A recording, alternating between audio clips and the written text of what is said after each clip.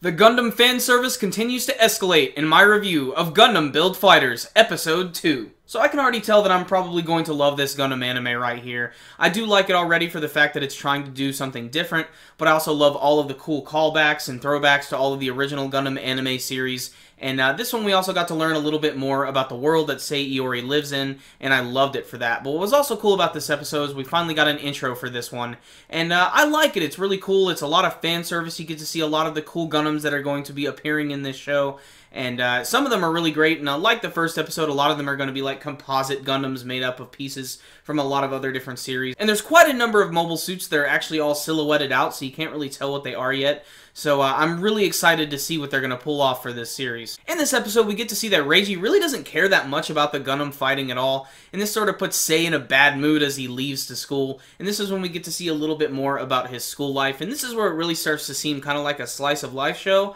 But it sort of quickly changes gears when we're introduced to this brand new character by the name of Yuki, who's a student council guy, and he also happens to be the leader of the model club, and he wants Sei to come with him, and he brings him to the model club, and this scene is really great, and it's just another reason why the marketing for this show is just absolutely perfect, because they just gush over all of the different models that they see in the case. There's a Zaku one that Sei just drools over, and I'm not gonna lie, after seeing this scene, I want to go out and buy a new Gundam model. Yuki is trying to figure out if Sei is going to be joining the championships this year, and Yuki apparently is no slouch. He was in the preliminaries the year before, so apparently this whole gunpla battling thing is a pretty big deal. Right outside the school, we see that Reiji got bored hanging out with Sei's mom at the shop. I have no idea why. His mom is smoking hot, but he heads to the school and he interacts with some of the classmates of Sei, like this one girl, China, who I'm sure is going to be very important because they focus on her quite a bit. Reiji ends up getting in a fight with this big guy who looks like a gorilla, which is essentially one of the jokes of the episode, and yes, he does look very much like a gorilla. And this guy just happens to be a member of the model club,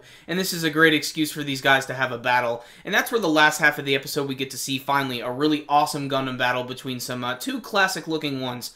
We have Sei Iori, who's going to be using his build strike, which is going to be piloted by Reiji, and then we also have the gorilla guy, who is going to be using the Sumo, which is a mobile suit scene from Turna Gundam. So it was really cool to actually see that, and that just made me realize how fun this series is going to be, getting able to see all these different mobile suits from various generations fighting against each other.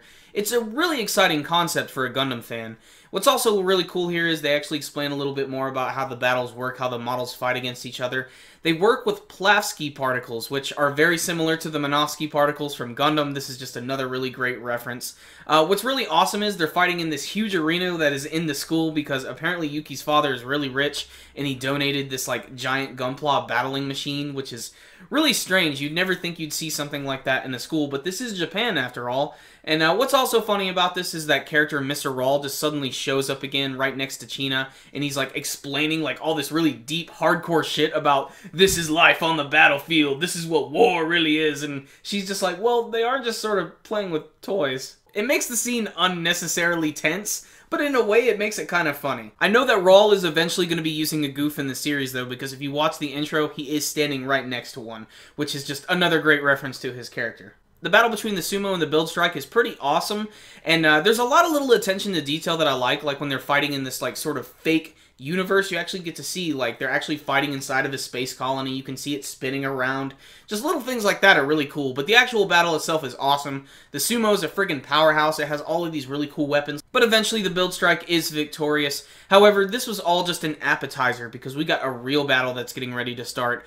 What's really funny here, this is a very funny scene, Yuki gets really serious and he gets really excited by the battle and he decides he's gonna fight against Reiji this time, and he slicks back his hair and it's real funny, and the mobile suit that he is going to be using is a Zaku, and it's a really powered up one that has all of these like launching missiles all on its shoulder and all these different armor pieces all over its body, and it's a red Zaku, so it's an obvious reference to Char from Mobile Suit Gundam. And what's even funnier is Yuki himself even has the nickname the Crimson Comet. So I guess this is our Char of the series. It kind of sucks that he isn't blonde and wearing a mask, but I guess that tradition couldn't go on forever.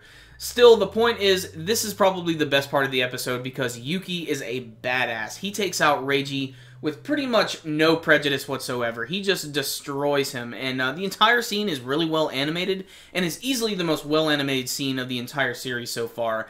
It's amazing, like, how cool that Zaku looks when it's just sliding around the build strike. And he could defeat his Gundam at any time, but he decides not to destroy it. So essentially, we got a rivalry set up here. We have Sei and Reiji going up against Yuki, and it looks like they're going to be training really hard, or building really hard for the competition. I guess that's how this Gunpla thing works. But the weirdest part of this episode is at the very end, when Reiji and Sei are walking home, all of a sudden, Reiji starts to glow. And then all of a sudden he teleports and disappears. And then Sei just starts freaking out, and that's where the episode ends. You have no idea what's going on.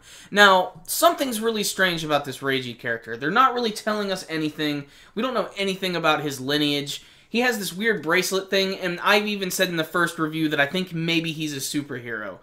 I don't really know what's up with this character, but I really can't wait to see where it's going.